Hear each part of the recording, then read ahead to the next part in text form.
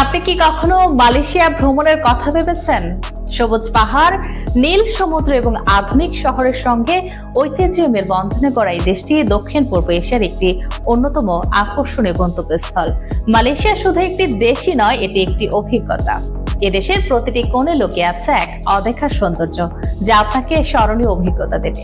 যারা মনে মনে ভাবছেন মালয়েশিয়া ভ্রমণের কথা, তাদের জন্য একটি অসাধারণ মালয়েশিয়া ট্যুর প্যাকেজ নিয়ে এসেছে রিসোনা ইন্টারন্যাশনাল লিমিটেড।